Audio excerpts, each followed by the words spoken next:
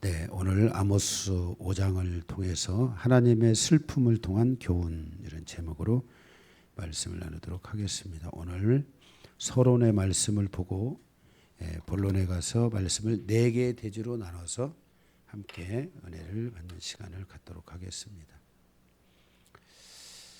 서론을 먼저 보겠습니다. 성도가 신앙생활을 통해서 하나님과 처음으로 맺는 관계가 믿음의 관계입니다. 믿음을 통해서 하나님의 자녀가 되고 하나님에 대한 확신과 신뢰와 순종의 삶을 살아가게 됩니다. 믿음을 통해서 하나님의 사랑을 공급받고 그 사랑을 느끼고 배우면서 사랑과의 관계에 묶여있는 것들을 풀어내기 시작합니다. 그리고 사람을 용서하고 더 나아가서 다른 사람들을 위해 사랑의 수고를 행하게 되는 것을 보게 됩니다. 하나님께 대한 믿음과 사랑은 신앙의 기초가 되어 그것을 기초로 말씀을 사랑하게 되고 예배를 사랑하게 되고 하나님의 성품을 사랑하여 하나님을 닮아가고자 하는 마음이 열리게 됩니다. 그래서 내 중심이 아닌 하나님이 중심이 된 삶을 살게 되는 것입니다. 하나님의 중심에 된 삶을 산다는 것은 하나님의 뜻을 받아들이므로 하나님의 의를 세워가는 삶인 것입니다. 우리가 성도로서 살아가는 삶은 내 뜻이 아니라 하나님의 뜻으로 가는 길을 반드시 열어야 되고 교회 안에는 하나님의 뜻으로 가는 길이 확장되어 열려져 있어야만 하는 것입니다. 그럴 때 우리의 인생이 실패하지 아니하고 성공적인 삶을 살아갈 수 있게 될 것입니다. 진정한 그리스도인의 삶은 땅에 묶여서 살아가는 삶이 아닙니다. 오직 위의 것을 바라보고 생각하면서 하늘을 열어가는 삶을 살며 완전한 미래지향적인 삶을 선택함으로 하나님께 소망을 두는 삶을 가져가는 것이고 하나님께 소망을 두는 삶을 통해 하늘이 열리고 하나님의 뜻이 하늘에서부터 와서 그 하나님의 뜻, 그 비전을 향하여 이루어가는 미래지향적인 삶이 교회 안에 성도들 안에 성도의 일터 안에 가정 안에 반드시 열려야만 하는 것입니다. 그리스도인으로서 이러한 삶의 방향성을 통해서 하나님이 원하는 인생사를 살아가야 합니다. 그리스도인의 삶의 방향성에 하나님이 실질적으로 개입하셔서 하나님의 살아계심을 경험하고 체험하는 신앙생활이 되어야 됩니다. 인생사의 모든 비전과 소망이 하나님으로부터 와야 합니다. 하나님으로부터 배워야 하고 하나님으로부터 응답을 받아야 합니다. 왜냐하면 하나님의 부르심에는 반드시 사명이 있고 그의 기업이 있는데 우리가 그의 사명과 기업을 이루어가기 위해서는 우리는 하나님으로부터 응답을 받을 수 있는 그러한 기도와 그러한 가르침이 열려져 있어야 하는 것입니다. 나의 사명을 발견하는 사람이 되어야 됩니다. 그럴 때 진정한 행복을 느끼고 삶에 후회되지 않는 삶을 살아갈 수 있게 됩니다. 이것은 인간이 하나님을 향해 가는 것만이 아니라 하나님도 인간을 향해 동일하게 우리를 향하여 찾아오시는데 우리를 향하여 오시는 그 하나님의 그 인도하심, 나를 향한 하나님의 계획, 사명 이것을 우리가 발견하게 될 때 하나님이 나를 향해서 오시고 나도 하나님을 향해서 가는 이 양방향의 삶이 이루어지게 되는 것입니다. 신앙생활은 일방통행이 아닙니다. 하나님이 우리에게 일방적으로 오거나 우리가 뭔가 하나님을 향하여 뭔가 독백을 가지고 일방적으로 가는 그런 신앙이 아니고 신앙생활은 바로 하나님이 나에게 오시고 내가 하나님께 가는 이 양방향의 삶이 이루어져야 됩니다.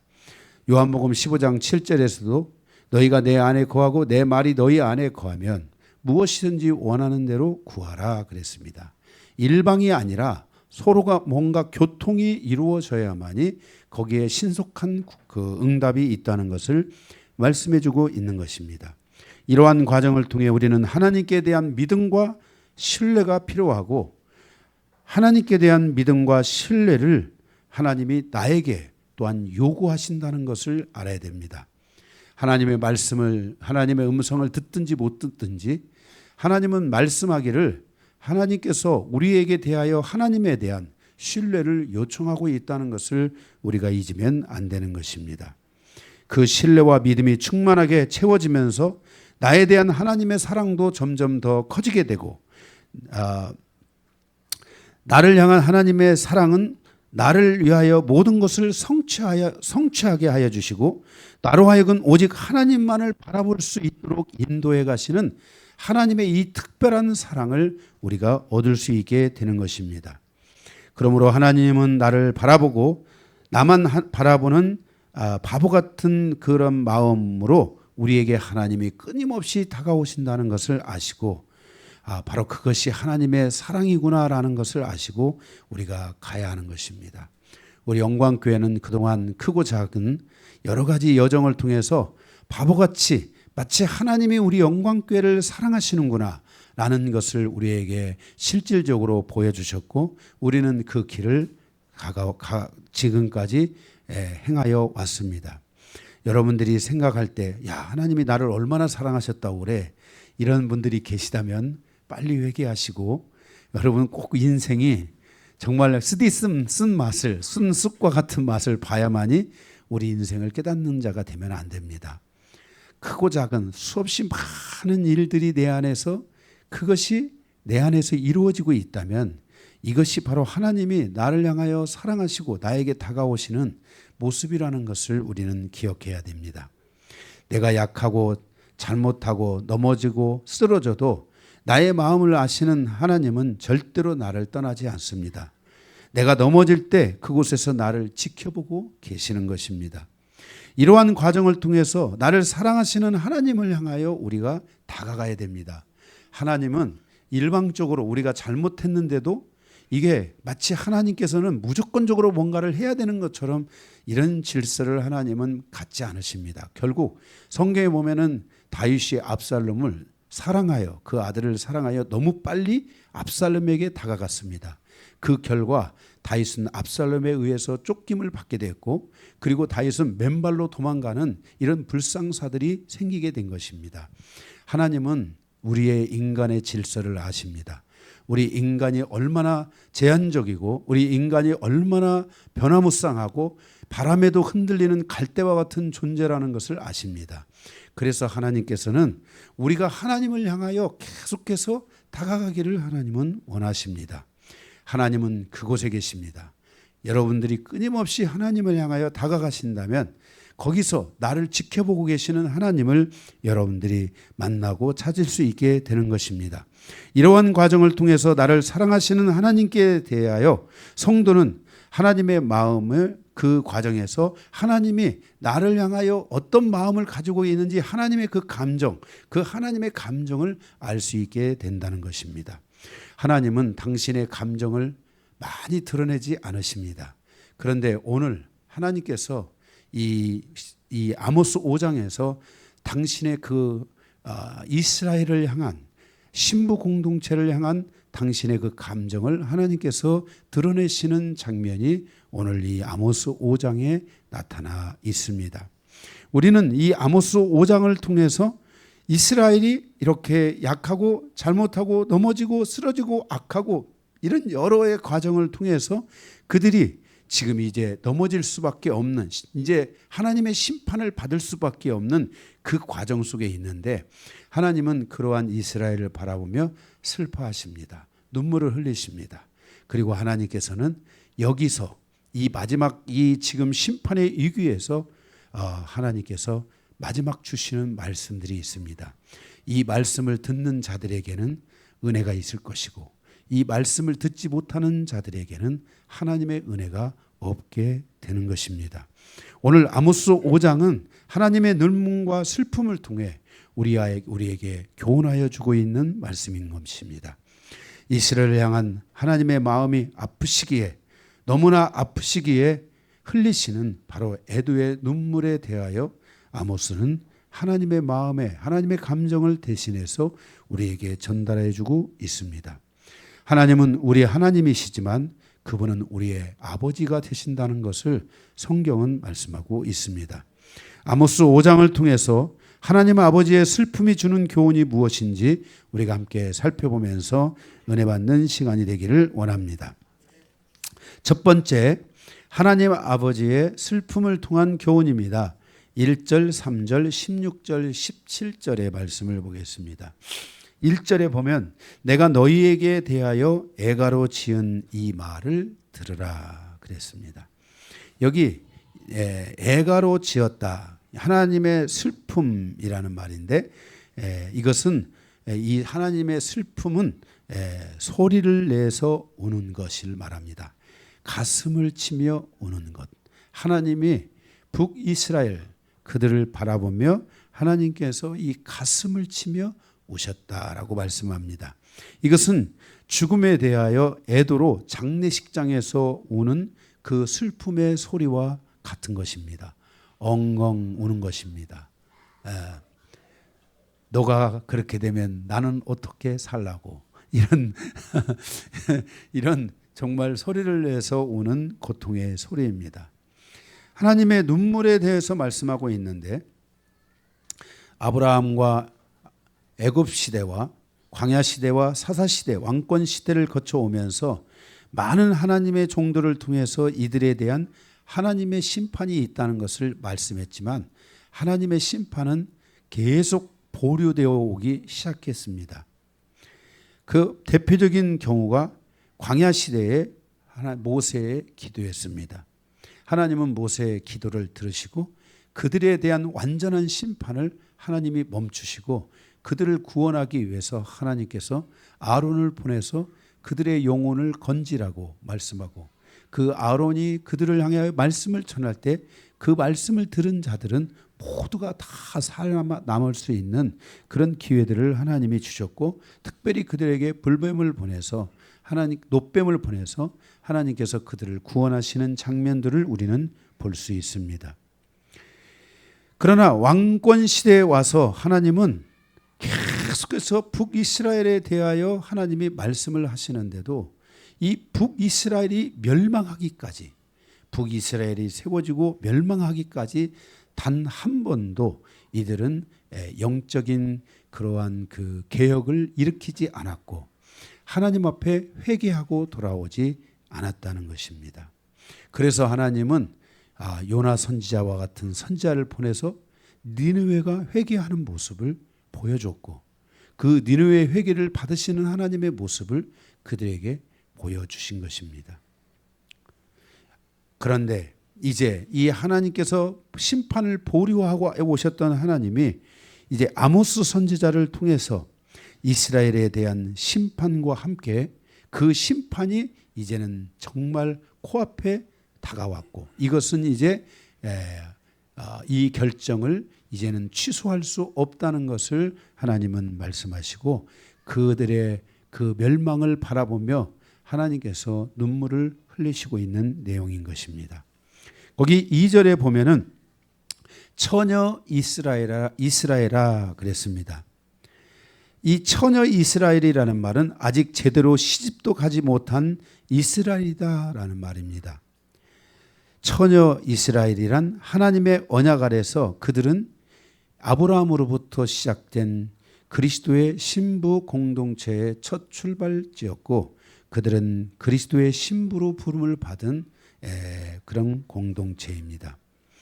예수 그리스도와의 혼인식이 아직 이루어지지 않았기에 그때로부터 지금의 이스라엘은 처녀라고 이렇게 주님이 말씀하십니다. 예수님께서도 이스라엘을 바라보며 예루살렘에 예루살렘아 하면서 처녀 예루살렘아 이렇게 처녀다 신부다 아직 혼인식을 이루지 못한 것이다. 이것은 이스라엘은 하나님의 언약 아래 근거하여 하나님과 특별한 관계 속에 있고 예수 그리스도와의 특별한 관계 속에 그들이 존재하고 있다는 것을 우리에게 말씀하여 주고 있는 것입니다. 그런데 그들의 멸망과 심판에 대하여 하나님이 이렇게 특별한 관계 속에 있는 그들에 대하여 하나님의 심판을 이 멸망과 심판을 허락하시는 것을 보게 됩니다. 그 이유는 그 신부들의 죄가 너무나 크기 때문이며 그들이 우상 숭배를 통하여 음란해졌기 때문입니다. 그들의 음란함으로 그들이 하나님을 다시 의지하지 않고 하나님을 붙잡고 일어날 힘과 믿음을 잃어버렸기 때문에 그렇습니다. 믿지 않는 자들에 대한 하나님의 심판의 잣대는 믿는 자들에게도 동일하게 적용할 수밖에 없습니다. 왜냐하면 하나님은 공평하신 분이기 때문인 것입니다. 3절에 보면 90%가 죽고 나머지 타다 남은 나무들은 이방에 끌려가게 됩니다. 그들은 순수 민족성 말살 정책을 통해서 유대인의 정체성을 완전히 소멸시키게 될 것입니다. 여인들은 유린되어 더 이상 순수한 혈통을 가질 수 없는 그러한 일들이 일어나게 될 것입니다. 16절에 그러므로 사람이 모든 광장에서 울게 될 것이라고 말씀합니다. 모든 거리에서 슬퍼하게 될 것이라고 말합니다. 농부들이 울고 울음꾼을 부르다가 울 것이라고 말합니다. 한마디로 죽은 자를 어깨에 메고 애곡할 것이라고 말씀하고 있습니다. 자식의 죽음 앞에서 너무나 큰 고통을 가지고 우는 부모의 모습처럼 하나님 아버지께서 이들의 이러한 모습을 보고 당신의 감정을 드러내어 그 백성을 향하여 우시는 하나님, 그 특별한 관계 속에 있는 그들, 그 악에서 벗어나지 못한 그들에 대한 하나님의 분명한 심판을 선포할 수밖에 없는 그들을 바라보며 하나님은 울고 계시는 것입니다. 우리는 이렇게 하나님 아버지의 이 슬픔을 통해서 하나님께서 말씀을 통하여 우리를 향하여 우리의 심장에, 우리의 이 감정에, 우리의 삶에 하나님이 뭔가를 말씀하실 때 우리가 그 말씀에 귀를 기울일 줄 아는 사람이 되어야 됩니다. 하나님은 일방적으로 하시는 분이 아니십니다. 하나님은 끊임없이 우리에게 말씀하십니다. 그 말씀하시는 것을 들어야만이 우리가 거기서 하나님의 은혜를 얻을 수 있게 되는 것입니다. 여러분, 우리가 성경을 통해서 보았듯이 북이스라엘이 단 한 번이라도 하나님 앞에 그들의 영적 계획을 일으키고 돌아온 적이 있습니까? 그들은 악에 악을 더했고 아합 시대에 와가지고는 어떻게 했습니까? 모든 선지자들을 죽이려고 하는 이 무서운 계략들을 펼치고 그 하나님의 성전에 그들이 바알과 아세라상을 갖다가 거기에 새겨서 하나님의 성전이 더럽혀지는 말로 할 수 없는 정말 이 영적 음란한 행위들에 대하여서 하나님께서 이들에 대하여 진노할 수밖에 없었다는 것을 말씀합니다. 우리는 다시 한번 하나님의 이 눈물이 있으면 안 된다는 것을 꼭 기억해야 됩니다. 하나님은 눈물의 하나님이 아니라 하나님은 기쁨의 하나님이고 하나님은 위로의 하나님이고 하나님은 축복의 하나님이시고 하나님은 노하기를 더디하시는 하나님이라고 말씀하고 있는 것입니다. 절대로 우리의 신앙의 여정 속에 하나님의 눈물을 보는 이런 일들이 있어서는 안 된다는 것을 기억하시기 바랍니다. 두 번째, 하나님의 절규를 통한 교훈입니다. 하나님의 절절하고 애타는 부르짖음입니다. 하나님이 무엇 때문에 이렇게 그 절절하고 애타게 부르짖고 있는 것인가? 4절에서 6절, 14절에서 15절입니다. 오늘 하나님은 말씀하기를 90%가 죽는데 4절에 너희는 나를 찾으라 그리하면 살리라. 마지막 하나님께서 심판을 앞두고 나를 찾으라. 나를 찾는 자는 살 것이다. 얼마나 이들이 악했으면 몇 프로가 찾지 않은 거예요? 100명 중에 90명이 하나님을 안 찾는 거예요. 그들이 누구예요? 하나님의 신부 공동체이고 하나님을 주로 삼고 살아가는 백성들이고 하나님의 백성들인데 그들이 이렇게 악하여져 있으므로 하나님을 찾지 않는 거예요. 그러니까 하나님의 이 소리가 지금 나를 찾으라 그리하면 살리라 하는 이 말은 하나님의 절규의 소리인 거예요. 그 마지막 타다 남은 그 막대기들을 살리기 위한, 그들이라도 건지기 위한, 그들을 향한 하나님의 이 몸부림치는 말씀이에요. 그래서 여기서 나를 찾으라 그리하면 살리라 해서 여기서 산다 이 말은 히브리어로 생명을 유지할 수 있다. 너희가 다 죽을 수밖에 없는데 그 중에서 나를 찾는 자들은 그 생명을 유지한다. 이게 축복이 아니고 생명을 겨우 건지는 일이라도 일어나게 된다라는 하나님의 이 절규의 소리를 말씀하고 있습니다. 이것은 하나의 방법이 아니라 하나님의 고통에서 나오는 하나님의 마지막 절규의 메시지인 것입니다. 성도는 자신의 삶 속에 하나님의 이 마지막 절규 같은 것들이 오게 하면 안 됩니다. 우리의 삶에 항상 우리는 영광교회가 가고 있는 길은 예방목회이고 미리미리 하나님을 바라보고 언제든지 하나님을 향하여 가는 순풍에 돛달고 가는 그런 교회를 지향하고 있습니다.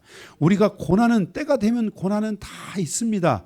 우리가 받아야 될 고난의 시간은 우리가 때가 되면 당하지 그것을 견뎌내지 않을 사람은 하나도 없습니다. 그러나 우리가 고난을 받을 필요가 없을 때에 우리가 고난이 필요 없는 때에 왜 우리가 매를 맞아야 됩니까?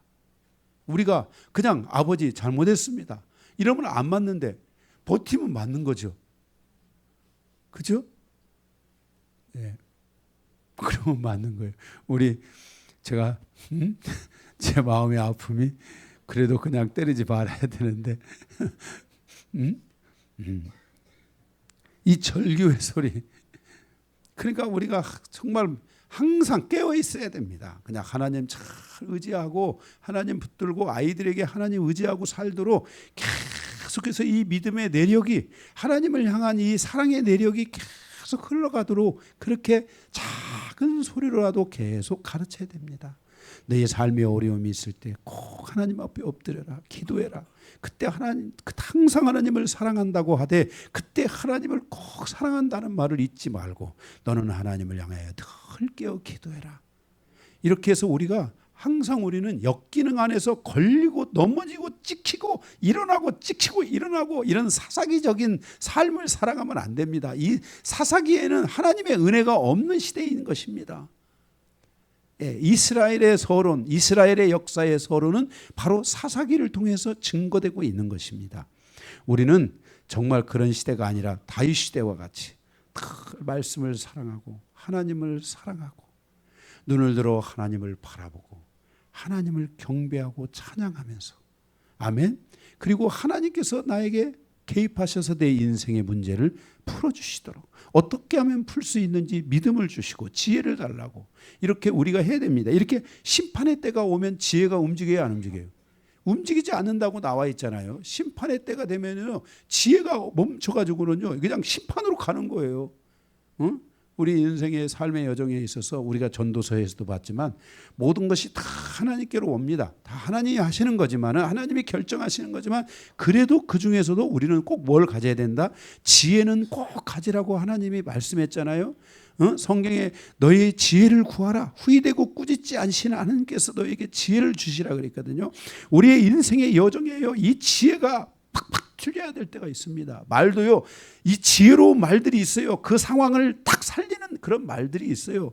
그것을 딱 모면하게 하는 지혜로운 말들이 있어요.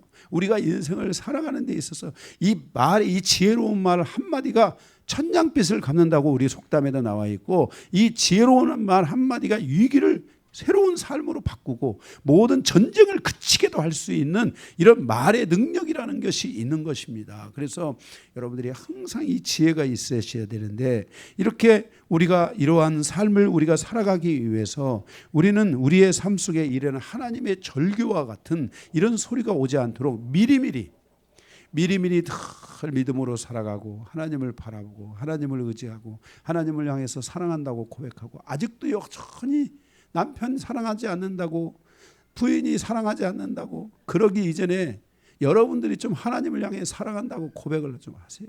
하나님을 향해서 보이지 않는 하나님께 마음속으로라도 하루에 한 번씩이라도 하나님 사랑합니다. 일어나서 하루에 한 번씩이라도 해보세요. 두 번은 해야지. 일어나서 한 번, 자기 전에 한 번. 그죠? 하나님 사랑합니다 하고 자고 일어나서 하나님 사랑합니다 하고 일어나고. 그죠? 그렇게 여러분들이 그런 삶을 여러분들이 살아간다면 하나님이 여러분을 향하여 왜 절규하시겠어요? 하나님은 그렇게 당신의 감정을 드러내시는 분이 아니세요. 이런 하나님의 이 절규적인 이런 감정이 오고 있다는 것 자체가 이게 지금 뭐예요? 큰 하나님의 이 슬픔은 우리에게 큰 그 고통과 환난을 지금 뭐예요? 가져오게 하는 결과라는 것을 우리가 아시고 늘 여러분들이 평상시 잘 살아가시기 바랍니다. 5절에서는 뭐라고 말했냐면은 베델로 가지 말며 길갈에 들어가지 말며 브엘세바로도 나아가지 말라 그랬습니다. 제사 제도가 유명무실하고 우상 숭배에 빠진 성읍들로 인해서 거룩해야 할 성읍들이 우상 숭배로 인하여 가증한 것으로 채워졌기 때문에 하나님의 심판이 그곳에 어떻게 되는 거예요? 더 크다는 거예요. 하나님의 심판이 더 크다는 것을 말씀하고 있는 것입니다. 그것이 하나님께서 가장 먼저 심판해야 할 도시이고 심판해야 할 자리라는 것을 알려주고 있습니다. 하나님의 심판의 불을 끌 자는 없습니다. 그가 불같이 요셉의 집에 임하리라 그랬습니다. 이 요셉의 집이라는 것은 북이스라엘의 수도가 북이스라엘의 장자가 에브라임 지파이고 남유다의 장자는 유다 지파이잖아요. 그러면 남유다는 바로 그 유다 쪽이고 북이스라엘은 바로 이 장자가 에브라임 지파에 속한 겁니다. 예, 이해가 되십니까? 그래서 사마리아를 중심으로 해서 에브라임 지파가 있잖아요. 그래서 이 불이 바로 그 에브라임 지파는 뭐예요? 북이스라엘에게 이 심판의 불이 임하게 될 것을 직접적으로 임하게 될 것을 말씀하고 있는 것입니다. 14절에 보면 너희가 살려면 선을 구하고 악을 구하지 말라 그랬습니다. 이거는 평상시 지금 그게 아니고 지금 마지막 순간에서도 너희 가운데 선한 자는 산다. 그러니까 우리가 항상 그 요한계시록을 우리가 보면서 왔잖아요. 선한 사람, 하나님을 향하여 회개하고 하나님을 향하여 가는 사람들에게는 뭐가 있어요? 구원이 있단 말이에요. 그런 것처럼 하나님의 선을 구하면 살게 될 것이라고 말씀합니다. 선을 구할 자가 얼마나 있을까? 그러니까 이렇게 하나님의 이러한 절규 속에서 하나님께 선을 구할 자가 많지 않다는 거예요. 10명 중에 지금 1명이 있거나 없거나 지금 이런 상황이니까 정말 특별한 사람들, 이상한 사람들만 하나님의 선을 구하는 거고 자칭 똑똑하다 하는 사람들은 하나님의 선을 구하지 않는 이런 일들이 그 도시 안에 있을 것을 말씀하고 있어요. 너희의 말과 함께 있을 것이다. 너희의 말과 함께 있을 것이다. 너희가 말하는 그 말과 함께 있을 것이다 그랬습니다. 그래서 선을 구하는 말을 해야 되고 악을 가져오는 말을 하면 안 된다는 것입니다. 우리는 하나님을 바라봐야 돼. 이런 말을 해야지. 야, 하나님 바라봐야 무슨 소용이 있어. 그냥 바로 심판이 오는 겁니다. 네, 무섭지요? 여러분, 저는 이 말씀을 들을 때 너무너무 무서웠어요. 정말 너무너무 현재적으로 미래가 무서운 게 아니라 현재적으로 너무너무나 무서운 말씀들을 하나님이 하고 있다는 것을 느끼게 됐는데 여러분들은 그냥 마지막 때나 있을 일이거나 이스라엘에게나 있을 일이지 나에게 무슨 이런 일이 있으리요. 혹시 이렇게 생각하시는 분들이 계신지 모르겠어요. 성도는 항상 선을 구하고 선을 말하는 삶을 살아갈 수 있는 모든 준비와 훈련이 되어 있어야 합니다. 오직 성도는 선으로 살고 선으로 죽고 선으로 말하고 선으로 행하는 삶을 살고자 하는 것이 인격화되어 있어야만 하는 것입니다.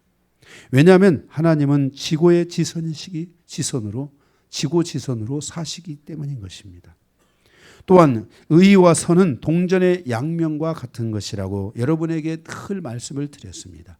의인은 오직 선을 행하는 삶을 살게 되고 선으로 사는 자는 의의 자리에 있기 때문이라고 말씀을 드렸습니다. 그래서 15절 너희는 악을 미워하고 선을 사랑하라 그랬습니다. 15절에 또한 15절에 성문에 정의를 세울지어다. 이 성문에 정의를 세울지어다. 미시파트입니다. 성문에. 그것은 이 성문이라는 것은 이웃과 모든 사람들이 통행하는 곳인데 그곳에 올바른 판결을 내려라, 세우라, 이렇게 말. 이 말은 하나님의 말씀이 중심이 된 삶, 하나님의 말씀이 중심이 된 교회, 하나님의 말씀이 중심이 된 가정을 만들어 가야 된다라는 것을 말씀하고 있습니다. 이러한 영적 질서 안에서 하나님의 은혜가 임하게 되는 것입니다. 그리고 이 하나님의 은혜는 항상 우리 위에 머물러 있어야 됩니다. 우리 하나님의 절규가 있는 인생사가 아니라 하나님의 은혜가 있는 인생사가 되어야 됩니다. 이것은 완전히 반대입니다. 하나님의 절규가 있는 인생사와 하나님의 은혜가 있는 인생사는 완전한 반대 방향을 갖고 있다는 것을 우리가 알아야 됩니다. 그래서 우리는 항상 하나님의 은혜가 머물러 있을 수 있어야 되고, 그렇기 위해서 우리는 우리의 가정에 오고 가는 문 앞에, 우리가 안방으로부터 거실의 문을 향하여 작은 방과 큰 방을 향하여 가는 우리의 이 문에, 가정으로 가면 일터, 교회, 우리의 모든 삶 속에서 바로 말씀이 중심이 되는 삶이 돼야 됩니다. 다툼이 있다 할지라도 거기서 우리는 하나님을 우리가 뭐랄까, 이런 타이틀은 내려놔야 되겠지만은 기본적인 하나님을 원망하면서 싸운다든지, 야 네가 그러고도 뭐냐 이렇게 하면서 응? 그만둬라 이런 식으로 정말 우리의 말이 이렇게 극단적인 다툼으로 가면은 절대로 안 됩니다. 그래서 우리가 이런 하나님의 절규를 통해서, 하나님의 이 애타는 부르짖음을 통해서 우리 인생사의 여정에 하나님의 이런 절규가 오지 않도록 미리미리 여러분들이 깨어있고 항상 하나님의 은혜 안에 살려고 갈망하고 하나님을 사랑하면서 살고 하는 이런 삶이 여러분의 삶에 있어지시기를 바랍니다. 세 번째로 하나님 아버지의 절망을 통한 교훈입니다. 이 절망은 희망이 끊어진 상태를 말합니다. 은혜가 떨어지면 그때로부터 우리의 여정은 절망을 향해 가는 것입니다. 잘 들으시기 바랍니다. 성도는 은혜가 없으면 살 수 없는 존재입니다. 찬양도 있습니다. 은혜 아니면 살아갈 수가 없네. 호흡마저도 다 주의 것이니. 저는 신앙생활을 제가 처음에 딱 시작하고 그때로부터 지금까지 항상 기도로 살았는데, 대부분 그 기도의 여정 속에 항상 하나님의 은혜와 축복을 위해 기도했는데, 그것이 하나님이 더 깊이 원하는 질서는 제가 살았던 삶의 방식 속에 부족함이 있었습니다. 그런데 이 영성의 과정을 통해서 바로 그 하나님의 은혜로 가는 길들을 하나님이 열게 하신 것입니다. 지금은 이제 은혜 아니면 살아갈 수가 없습니다. 하나님의 사랑과 긍휼이 아니면 살아갈 수가 없습니다. 이것이 노랫말이 아니고 그냥 내가 입으로 부르는 찬양이 아니라 여러분의 신앙이 돼야 되고 여러분의 전부가 돼야 되고 여러분의 완전한 믿음이 되어야만 하는 것입니다. 성도가 은혜가 없으면 점점 시간이 가면서 절망이라는 그 에너지가 나에게 다가오게 되고, 이 은혜가 탁 차단되는 순간 사람은 그때로부터 절망이라는 게이지가 점점 커지기 시작한다는 걸 알아야 됩니다. 다시 한번, 은혜가 떨어지기 시작하면 절망이라는 게이지가 나를 향하여 열리기 시작하고, 이 은혜가 완벽하게 떨어지면 이제 절망으로 가는 게이지가 계속 크게 열리면서 이제는 정말 계속되는 절망이 우리를 향하여 찾아올 수 있다는 것을 꼭 기억해야 됩니다. 은혜란 말씀을 믿고 순종하고 말씀을 통해서 치유되고 회복되는 사람들의 여정에 나타나는 하나님의 힘이고 에너지입니다. 하나님의 질서입니다. 하나님의 인도하심의 방식입니다. 하나님의 힘과 권능으로 우리를 살피고 영역을 넓혀서 은혜를 받은 자들을 통하여 다른 사람들을 살피게 하시는 역사가 일어나는 것이 은혜입니다. 우리가 하나님의 은혜로 살 때 자기 힘으로 사는 것을 내려놓게 되고 다른 사람들에 대하여 하나님의 힘으로 용서하고 하나님의 힘으로 사랑하고 하나님의 힘으로 긍휼을 베푸는 삶이 열리게 되는 것입니다. 이것이 하나님의 축복인 것입니다. 그래서 성도는 신앙의 여정 속에 반드시 하나님의 은혜가 임해야 되고 신앙생활을 시작했다면 이 은혜가 오기를 계속해서 기도해야 되고 이 하나님의 은혜를 잊어버리는 일이 절대로 있으면 안 되는 것입니다. 오히려 은혜 위에 은혜가 임하도록 은혜 위에 은혜더라. 이렇게 은혜 위에 계속된 하나님의 은혜가 임하도록 내가 사는 것이 하나님의 힘이요 하나님의 은총이요 하나님의 능력이구나. 이것이 하나님의 질서이구나 라는 것을 여러분들이 그것을 느끼면서 살아가는 그것을 경험하면서 살아가는 그래서 항상 하나님의 은혜가 있기에 지치지 아니하고 내가 삶을 살아도 넘어지지 않을 것을 확신하기 때문에 그 삶에 여유가 있고 하나님의 축복이 그 속에 머물게 되는 것입니다. 그래서 이 은혜의 삶에서 우리는 절대로 멀어지면 안 되고 하나님이 우리 영광교회를 통해서 열어주신 이 은혜의 삶 내 힘으로 내가 무엇을 여러분이 할 수 있었다고 생각하십니까? 여러분의 인생의 과거로부터 현재까지를 돌아보며 여러분의 인생에서 여러분이 무엇으로 여러분의 어떤 힘으로 여러분의 인생을 지금처럼 살 수 있었다고 생각하십니까? 만약에 이것이 여러분들에게 없다면 여러분들은 지금 조심해야 됩니다.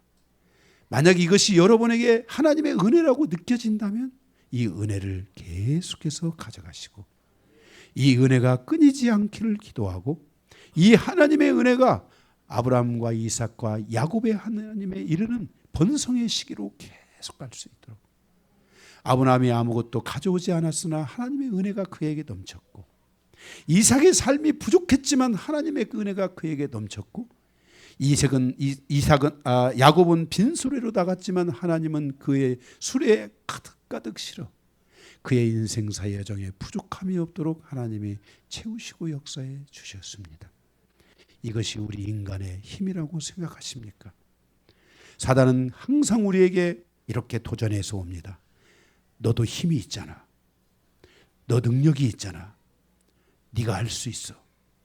이런 아주 못된 소리를 가지고 마귀가 찾아올 때 맞박을 한 방 팍 갈게 주시기 바랍니다.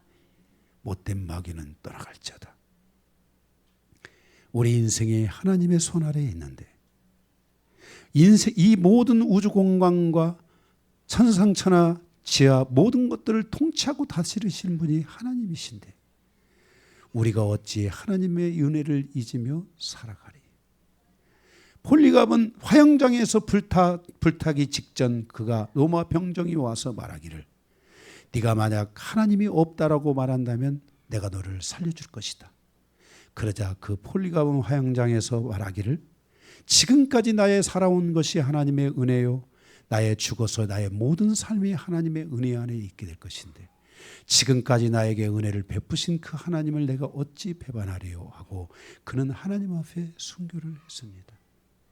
우리의 인생이 이렇게 모든 여정 속에 하나님의 은혜가 얼마나 중요한지를 여러분들이 기억하고 여러분의 가정에 소소하게나마 은혜가 임했다고 믿어진다면 이 은혜를 사랑하고 이 은혜를 갈망하고 이 은혜를 소중하게 여겨서 이 은혜 안에 살아가는 성도의 삶이 되시기를 바랍니다. 만약 그것이 끊어지면 절망으로 가는 길이 우리에게 다가올 수 있다는 것을 잊으시면 안 됩니다. 7절에 정의의 쓴쑥으로 바꾸며 그랬습니다. 이 정의를 쓴쑥으로 바꾸다, 저주하다. 정의를 저주로 바꾸다 이 말입니다. 그러니까 이웃을 향해 올바른 판결을 저주하는 것은 하나님이 주신 말씀을 버리고 무시하는 것입니다. 하나님이 주신 질서를 가지고 판결을 해야 되는데 그것을 그렇게 하지 않는 것은 하나님의 말씀을 저주하고 무시하는 것입니다. 그러니까 은혜를 뭐 하는 거예요? 던져버리는 것입니다. 7절에 공의를 땅에 던지는 자들아 그랬습니다. 공의라는 것은 체데카, 하나님의 의로움이고 하나님의 의를 말합니다. 하나님의 의를 무시하고 그 의를 땅에 던져버리면 안 됩니다. 하나님의 의를 통해서 하늘을 여는 성도가 되어야 그 열린 구멍을 통해 하나님의 은혜가 계속해서 오게 되는 것입니다. 오히려 하나님의 의를 땅에 버리면 그는 하나님의 뜻을 땅에 버리는 행위와 같은 것이 되는 것입니다. 그러면 하나님의 뜻이 하늘에서 이루어진 것과 같이 땅에서도 이루어질지라고 하나님께서 기도하셨는데, 이 모든 말씀이 나에게 저주로 다가오며 하늘에서 뜻이 막혀버리니까 그 땅에 심판이 오게 되는 결과를 가져오게 된다는 것을 말씀하고 있습니다. 교회와 성도는 교회와 성도에게 하나님의 의가 무너지면 안 됩니다. 항상 하나님의 뜻을 구하면서도 내가 원하는 대로 가는 것이 아니라 끝까지 하나님의 뜻을 따라가는, 그 뜻이면은 언제든지 하나님 앞에 가겠다는 이런 마음을 가지고 여러분들이 가야 될 줄로 믿습니다. 우리는 우리 인생의 시작부터 마치는 시간까지 항상 우리는 하나님의 뜻이라는 경계선 안에 서 있는 것입니다.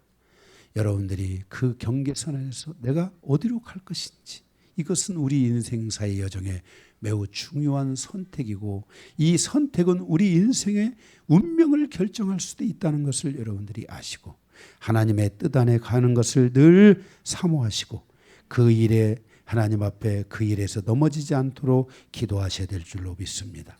10절에 보면 무리가 성문에서 책망하는 자를 미워하며 그랬습니다. 올바르게 판결하는 자를 미워한다는 것입니다. 사람들이 정직히 말하는 자를 싫어하는도다 그랬습니다. 온전하게 말하는 자를 싫어한다라는 것입니다. 이렇게 하나님의 뜻을 주는데 그것을 싫어한다는 것은 그만큼 그들이 하나님의 질서 밖에 있다는 것을 말씀하여 주고 있는 것입니다. 그러니까 누군가가 말하기를 지금 하나님을 의지해야 돼, 이렇게 말하니까 개뿔 너나 의지해라, 이런 일들이 있으면 안 된다는 겁니다. 하나님을 의지해야 돼요. 그러면 하나님을 내가 놓쳤는가 보다, 의지해야 되겠구나, 이런 마음이 오는 사람들은 은혜가 있는 거예요. 그런데 이 은혜가 점점 약해지면서 절망이 싹 스며들어오기 시작하면은 하나님을 의지해야 돼, 그러면 하나님 의지해도 별 볼 일 없더라고. 너나 의지해. 이러면은 지금 이게 이제 위험해지는 코스로 가고 있다는 걸 알아야 돼요. 이 말씀을 준비하고 묵상하면서 막 두려움이 많이 왔어요. 정말 좋은 의미에서 하나님을 정말 더 의지해야 된다. 그래서 여러분들이 항상 하나님을 더 많이 의지하시기를 바랍니다.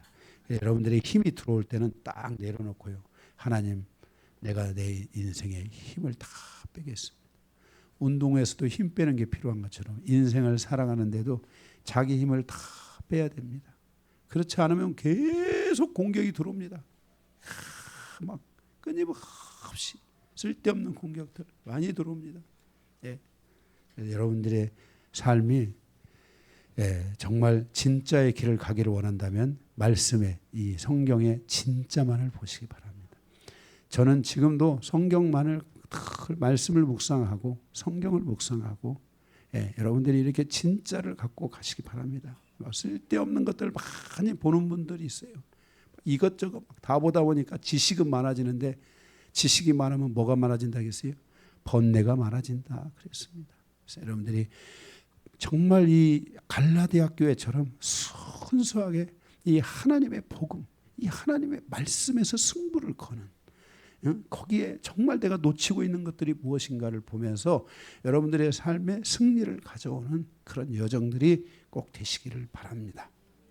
11절에 힘없는 자를 밟고 힘없는 자들에게서 미래에 부당한 세를 거두었다 그랬습니다. 그래서 너희가 비록 다듬은 돌로 집을 건축하였으나 거기 거주하지 못할 것이다. 그러니까 뭐예요? 포도원을 가꾸었으나 그 포도주를 마시지 못할 것이다. 삶의 터전을 잃어버리게 되고, 하나님이 주신 이 포도원은 하나님이 주신 기업이잖아요. 하나님이 주신 기업을 잃어버릴 것이다. 여러분, 하나님께서 교회, 몸된 교회를 향하여 말씀하셨잖아요. 하나님을 알게 하시고 그 하나님을 알므로 해서 우리를 향하여 부르심과 그 부르심의 기업의 그 풍성함을 알게 하셨다 했잖아요. 하나님이 우리를 부르셨다면 그 부르신 자들에게 하나님은 그의 기업을 주시고 있다는 걸 알아야 돼요. 여러분에게 dynamis라는 하나님의 달란트, 능력들을 주시고 있다는 것을 아셔야 돼요.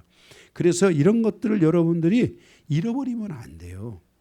그냥 부도 나서 망하면 되겠지, 뭐 안 되면 뭐 끝이지, 이렇게 생각하는 게 얼마나 어리석인 건지 알아요? 하나님이 여러분의 인생에 주신 기업들을 소중하게 여겨야 돼요. 그게 얼마나 소중한 건데, 응? 거기에서 여러분들이 꼭 성공하고자 하고 승리하고자 하고 그것을 통해서 하나님께 영광을 돌리고자 하는 기도들을 해야 돼요. 응? 주원건설 하나님이 주셨으니까 뭐 안 되면 말고 이런 게 아니에요. 하나님 이 기업을 통해서 하나님의 영광이 드러날 수 있도록 도와주시고, 정말 마지막 때에 이렇게 이 어려운 때 이 기업을 주셨는데 이 기업을 살리실 수 있는 분은 하나님밖에 계시지 않습니다. 하나님이 도와주십시오 하면서 계속해서 여러분들이 하나님의 애절함이 오기 전에 여러분의 애절함이 있기를 바랍니다. 예? 아멘. 예, 우리의 애절함이 있으면 하나님은 애절하지 않습니다. 그래서 이렇게 기도를 계속 해야 돼요. 모든 부분에 있어서 이런 것들을 여러분들이 기도로 나아가는 것들을 해서 이런 걸 잃어버리면 안 됩니다. 삶의 터전을 잃어버리고 하나님이 주신 기업을 잃어버리고 이런 부분들에 대해서는 이건 지금 여기서 우리가 보면 뭐예요? 이게 하나님의 책망이고 심판이고 하나님이 이걸 지금 뭐예요? 이게 주시는 매우 위험한 사인이라는 것을 우리에게 말씀하고 있어요. 그래서 우리가 이것을 하나님의 절망을 통해서 우리가 여기서 교훈을 받아야 돼요. 이런 게 오면 안 된다. 지금부터라도 더 깨어 있어야 된다. 하나님의 다시 은혜를 구하자. 하나님의 은혜가 오기를 갈망하자. 은혜로 살아야 된다. 하나님 나를 도와달라고 하나님 앞에 실질적으로 목적이 아니라 정말 순수하게, 응? 아멘? 여러분들이 인생에서 꼭 목적을 놓고 기도하다가 목적 없으면은 기도를 그치는 사람들이 있어요. 그러면 하나님 무슨 뭐 은행장입니까? 응? 응? 은행문 열어달라고 기도하는 거예요. 우리의 신앙이, 제가 그랬잖아요. 하나님은 우리의 기도에 기도에 대해서 뭐에 응답하신다 했어요? 존재에 응답하신다 했잖아요. 여러분이 먼저 하나님 앞에 기도에 대한 순수성, 정말 내가 하나님을 뜨겁게 사랑하고 있고 내가 하나님만을 의지하고 있고 나는 하나님이 없으면 살 수 없는 존재라는 것을 하나님 앞에 보여줘야 됩니다. 그러면 하나님이 그 다음부터는 기도의 그 문을, 응답의 문을 활짝 하나님이 열어주시는 거예요. 하나님의 응답의 문을 한번 열어주시면 그것을 닫을 사람이 없어요. 예, 그래서 이렇게 하나님을 향하여 이렇게 여러분들이 주신 이 터전들, 기업들 이런 것들을 여러분들이 잃지 않고 소중하게 여겨야 됩니다. 부도라는 것은 하나님의, 이것은 정말 저는 이 부도의 영과 싸웠어요. 제가 영광교회 와서 저도 부도난 경험이, 저희 부모님이 이 부도라는 아픔을 저에게 물려주셨는데 제가 그 현장에서 그것을 다 본 사람 아닙니까?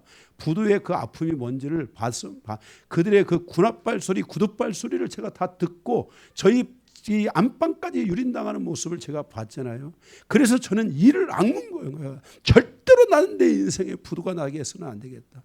내 자녀들에게 이와 같은 아픔과 고통을 무너져서는 안 돼. 그리고 목회자니까 성도들에게 이 아픔이 있으면 안 되겠다 해서 제가 들어가가지고 목회를 다시 시작하면서 이 부도의 영과 제가 1년, 2년을 계속 싸웠어요. 그리고 우리 성도들이 조금씩 하나님께서 이렇게 일으키시기 시작하고, 정말 크레디트 카드 하나 제대로 쓸 수 없는 성도들이 지금 우리 교회 그런 분들은 없잖아요. 크레디트 카드 못 쓰는 분들이 아직 계시나? 이런 기도해야 돼. 이런 거 기도하고 이게 정말 여러분들이 얼마나 이 악함의 결과이고 내가 얼마나 우둔함의 결과이고 이 미련함의 결과인가, 하나님의 이 진노를 가져온 결과인가를 여러분들이 얻고 하나님 앞에 엎드려야 돼. 그리고 은혜를 달라고 기도해야 돼. 응? 이게 이런 진정한 기도들을 여러분들이 하셔야 됩니다. 12절에 너희의 허물이 많고 죄악이 무거움을 내가 아노라.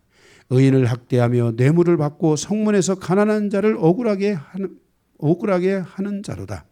하나님은 나의 모든 행위를 알고 계신다는 거예요. 나의 행위를 알고만 있는 게 아니라 그 행위를 책에다 기록한다는 거예요. 지독하신 분이에요. 여러분, 하나님의 우리의 행위를 책에다 기록하니까 우리가 나중에 그게 다 써 있어요. 가면 지우시기 바랍니다. 회개를 통해서 지우셔야 돼요. 간절한 회개를 통해서 그것들을 다 지워야 돼요. 지금도 부끄러운데 하나님 앞에 가면 얼마나 부끄럽겠습니까? 13절. 그러므로 이런 때는 지혜자가 잠잠하다 그랬어요. 이런 때는, 이런 악한 때, 이렇게 하나님의 심판이 오는 때는 지혜자들이 역사하지 않는 거예요. 희한한 거예요. 지혜를 하나님이 닫아버리는 거예요. 이 지혜자가 닫히면 안 됩니다. 교회도 이 하나님의 이 뜻과 계획과 은혜와 이런 모든 것 가운데 지혜가 쫙 열려가지고 미리미리 탁탁탁탁 기도하고 하나님의 이 지혜의 눈을 통해서 뭐예요? 하나님의 일하심들이 무엇인지를 탁탁탁탁 하고, 이 지혜라고 하는 것은 칼로 말하면 칼에 뭐라 하겠어요? 칼에 날이라겠단 말이에요. 날. 이 날이, 칼에 이 날이 번뜩여서 그거를 싹 베버려야 되잖아요. 그죠? 예, 우리가 이 싸우는 것에 대해서는 날이 돼야 돼요. 그러나 집을 짓는 것에서는 지혜롭게 집을 잘 져야 되지 않겠어요? 지혜로운 자는 그 집을 어디다 짓는다 했어요? 반석에다 짓는다 그랬잖아요. 우리가. 그래서 이런 하나님의 지혜가 멈췄다. 우리 가정에. 이게 돌아와야 돼요. 이게.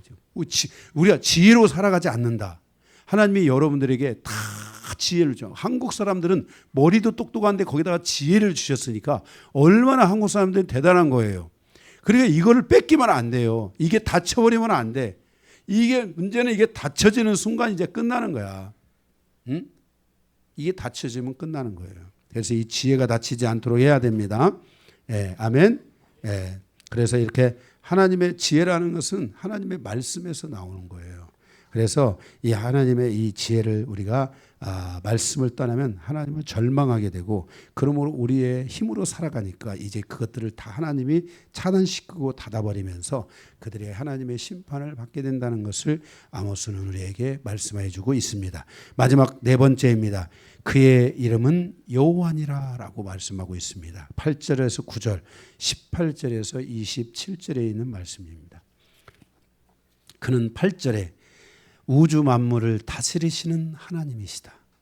우리는 항상 기도를 할 때도, 저는 여러분들은 얼마나 포괄적 기도를 하시는지 모르지만 저는 기도를 할 때 하나님 천상천하 지하의 모든 세계를 다스리시고 통치하시는 하나님, 우리의 이 작은 교회를 통치하시고 우리의 가정, 나의 인생사를 통치하시는 하나님을 내가 믿고 그 하나님께 내가 기도합니다. 이게 하나님을 여러분들이 인정할 줄 알아야 돼요. 이것이 처음에는 잘 안 될 수 있어요.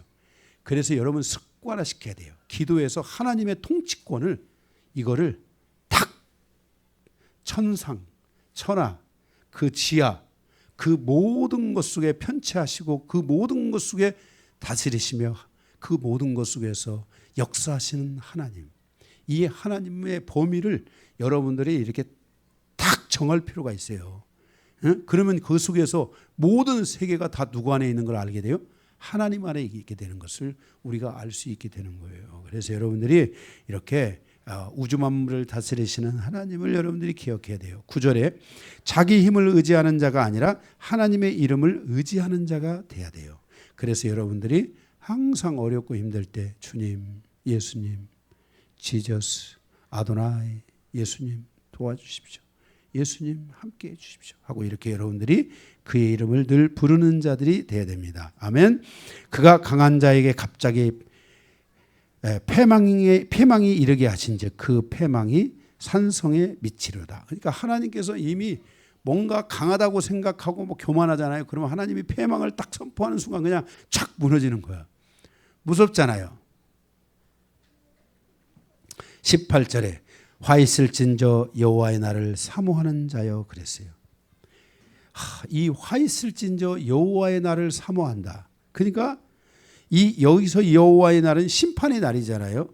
구원과 심판이 함께 있는 심판의 날이잖아요. 그러니까 18절이가 너희가 무엇 때문에 여호와의 날을 사모하느냐.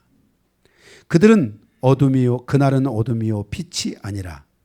이들이 여호와의 날을 사모하는 것은 그들이 하나님의 말씀을 떠나 있기 때문이라요. 그러니까 하나님 말씀을 떠난 것 그 자체가 여호와의 날을 사모하는 것, 심판의 날을 가져오는, 당기는 것이라고 말씀하고 있는 것입니다. 그러니까 하나님의 심판이 더욱 빠르게 이루어질 것이라고 말씀하고 있어요. 그래서 우리가 이 여호와의 날을 우리가 말씀을 버린다는 것은 하나님의 심판을 이제 빠르게 가져가십시오, 이 뜻이거든요.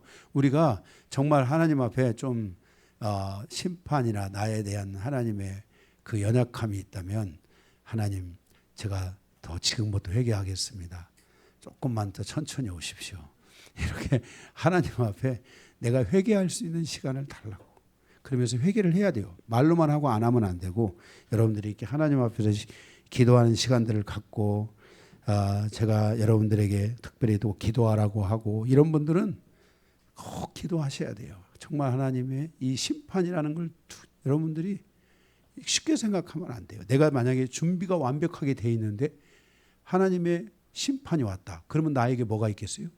구원이 있겠죠. 구원이 있지만 내가 완벽하게 준비가 안 돼 있어요. 근데 하나님의 심판이 오면 어떻게 되는 거예요? 멸망으로 가는 거예요.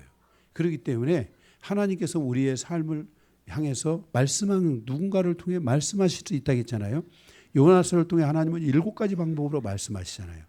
그러나 여러분들이 특별히 주의 종이 여러분들에게 어떤 말을 전하면 여러분들이 그냥 우리 목사님들 저런 식으로 얘기하시더라고. 여러분 여기 성도들에게, 우리 영광교회는 성도들에게 물어보세요. 내가 똑같은 얘기를 누구에게 해본 적이 있는지. 난 누구에게도 똑같은 얘기를 해본 적이 없었어요. 쎄쎄쎄?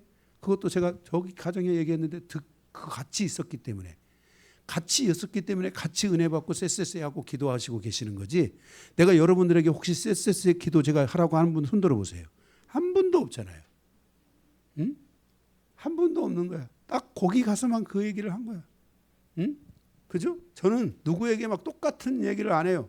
얼굴이 다 해도 제가 딱 효진 집사에게만 내가 얼굴을 너를 사랑한다고 기도하고 세수하라고 그랬더니 얼굴이 좋아지더라고요. 저는 무엇이든지 제가 지금까지 하면서 누구에게 막 공통적으로 얘기를 제가 별로 한 적이 없어요. 거의 딱 그 사람에게만 하나님이 말씀을 하시면 제가 그거를 소멸하지 않고 제가 이 선포하는 은사가 있어요. 그래서 이 선포를 하면 그대로 되는 은사가 있어요. 그래서 제가 이걸 선포할 때 그냥 선포해 주는 거예요.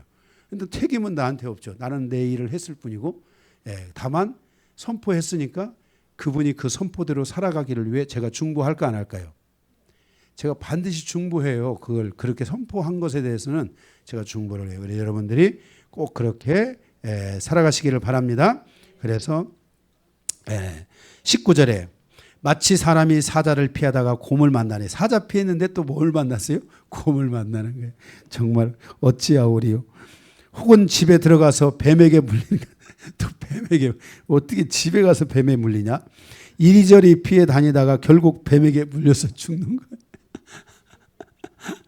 그러니까 이런 일들이 있으면 안 되는 거예요. 정말 이게 우리가 정말 이게 우습고 지나가는 일인데, 모든 환난과 심판이 그들을 향하고 있다는 것을 말씀해 주고 있어요. 그러니까 이 심판이 한번 열려 있으면 안 돼요. 이게 열리면은 계속 이게 연쇄적으로 이런 일들이 올 수 있다는 것을 우리에게 말씀해 주고 있는 거예요. 성도는 이 반대의 여정이 돼야 돼요. 아멘. 어디를 가든지 다 사라지는 이런 은혜들이 있어야 될 줄 믿습니다. 20절에 여호와의 날은 빛 없는 어둠이 아니다. 빛남 없는 깜깜함이 아니냐, 이렇게 말씀하고 있어요. 그러니까 이것은 뭐냐면 어떤 이에게 여호와의 날은 구원의 날이 되기도 해요.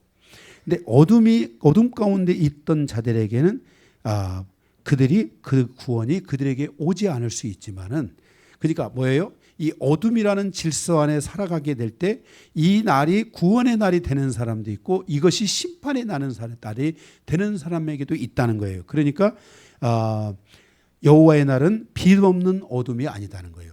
빛이 있다는 거예요. 그러니까 우리가 하나님의 심판을 받고 심판이 온다 할지라도 하나님은 준비된 사람들에게는 빛을 주시고 생명을 주시고 그들에게 은혜를 베풀어 주신다는 것을 말씀하고 있어요. 실질적으로 우리가 룻기예요. 보아스, 룻기. 그 룻기에 보면은 아비멜렉인가 하고 그 말론과 기론과 다 죽잖아요. 죽는데 그 마지막 그 시어머니가 거기서 깨닫잖아요. 내가 죽어도 하나님께로 가서 죽어야 되겠다. 그러니까 하나님의 은혜를 찾는 거예요. 그런데 그렇게 갈 때 거기에 붙어 먹는 자가 있었잖아요. 그죠? 그게 누구예요? 바로 루시라는 여인이 어머니에게 붙어가지고 큰 은혜를 입는단 말이에요. 그죠? 그 오르바라는 여인은 떠나갔지만은 룻은 끝까지 그 시어머니가 해결점이라고 생각하고 따라 붙었는데 거기서 하나님의 역사가 일어나게 되잖아요. 그러니까 이렇게 어떤 고난이 환난과 심판과 어려움과 고난이 오는데 그 속에서 이 하나님의 빛이 생명의 빛이 시작되는 이런 은혜들이 있다는 거예요. 그죠? 예. 그래서 정말 저도 이 마지막 하나님의 이 빛의 줄기를 따라 간 것이 저에게 얼마나 감사한지. 여러분들은 또 다 거기 붙어 먹으신 분 아닙니까? 그래서 우리가 이렇게 함께 하나님의 은혜를 향해서 이렇게 갈 수 있게 된 이런 것들이 너무너무나 감사한 거예요. 우리에게 하나님의 이 빛을 주셨다는 거, 예, 정말 우리 인생을 살아가며 하나님을 사랑하고 하나님을 바라보고 하나님을 의지하고 이런 갈 수 있는 이런 은혜를 주셨다는 게 얼마나 큰 은혜입니까? 이런 은혜가 우리의 가정을 살리고 일터를 살리고 우리 자녀를 살리고 교회와 나라와 민족의 빛이 되는 이런 역할들을 하게 될 줄로 믿습니다. 아멘. 22절에 제사 제도를 받지 않겠다고 말했습니다. 하나님의 마음이 이제 돌이켜서 구원이 없다는 것입니다. 23절 하나님께서 이들의 찬양도 받지 않겠다는 것입니다. 그러니까 전부 지금 이들의 입에 이 가식과 형식으로 드러나는 이 찬양을 하나님이 안 받으시겠다는 거예요. 영적인 개혁이 안 일어나는 거예요. 정말 그중에 엘리야나 이런 선지자들을 통해서 보낸 구원받은 자들이 있잖아요. 이들만 나중에 사는 거예요. 이런 사람들만 살고 그 하나님의 선지자 보내신 선지자들을 통해서 그 치유받고 회복된 자들 이런 자들만 사는 거예요. 나머지는 다 살 수 없다는 것을 말씀하고 있어요. 24절에 정의를 불같이 그랬습니다. 이웃을 향해 하나님의 말씀이 흘러가야 된다는 것을 말씀합니다. 24절 공의를 마르지 않는 강같이 그랬습니다. 하나님의 의가 말라버리면 안 됩니다. 하나님의 의가 마르지 않는 강처럼 흘러가야 되는 하나님의 뜻이 항상 흘러가야 됩니다. 가정, 개인사고, 가정사고, 여러분들의 일터고 하나님의 그 뜻이 계속 흘러갈 수 있도록 하나님의 은총이 우리 절망일 것 같다고 생각할지 모르지만 기도하는 사람에게는 그 절망 속에서 하나님의 생명의 빛이 흐르고 빛이 나타나고 그 빛을 통해 하나님의 뜻이 쭉 흘러가는 그 뜻이 강을 향해 강이 그 생명의 강이잖아요. 이 강이 살아야지 이게 되는 거예요. 그래서 이 생명의 강이 여러분에게 쭉 열려서 한강과 같은 큰 강들, 아멘. 그런 그 생명의 강으로 우리가 흘러가야 될 줄로 믿습니다.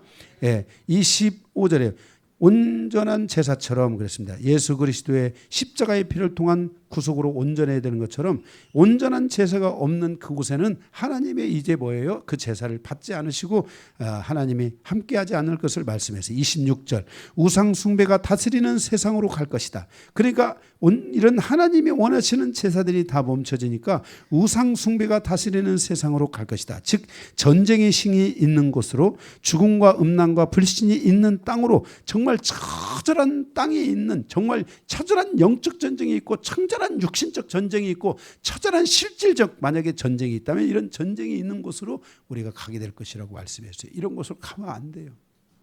우리는 이것들을 다 버려야 되고 치워야 되고 떠나게 해야 되고 우리로부터 분리시켜야 될 삶을 살아야 되는 것이지 이런 막 처절한 인생의 막 싸움이 있는 현장으로 가면 안 돼요. 27절 다메섹 밖에 적으로 보낼 것이다. 다메섹만이 그 당시에 적이었는데 이제는 외부의 적을 허락하겠다는 거예요. 지금 예를 들어서 지금 이스라엘이 그 블레셋, 다메섹 이런 전쟁이 있는데 그 외부의 적까지 오면 얼마나 크겠어요.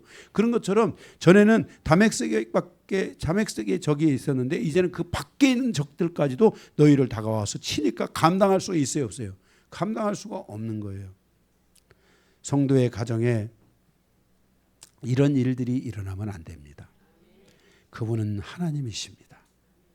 그래서 그분의 은혜가 우리의 가정에 우리의 삶에 사라지지 않도록 우리는 기도해야 됩니다. 사람의 힘으로 살아가는 성도가 아니라 하나님의 힘으로 살아가는 성도. 그래서 기도할 수밖에 없고 하나님의 말씀 앞에 엎드릴 수밖에 없는 은혜가 있는 삶으로 가야 됩니다. 이 은혜를 통해 하나님의 힘이, 하나님의 전능하신 역사가 우리의 삶에 수시로 크고 작은 모든 삶 속에 하나님이 함께해 주십니다. 하나님이 함께해 주십니다. 라는 이런 간증, 이러한 정말 하나님의 그 은혜를 나누고 이 모든 것이, 나의 사는 모든 것이 하나님의 은혜라고 고백할 수 있는 이런 믿음의 고백들이 존재하고 믿음의 고백들이 나오는 그런 인생의, 그런 신앙의 여정을 살아가는 성도들이 되시기를 주님의 이름으로 축복합니다. 말씀을 마치겠습니다.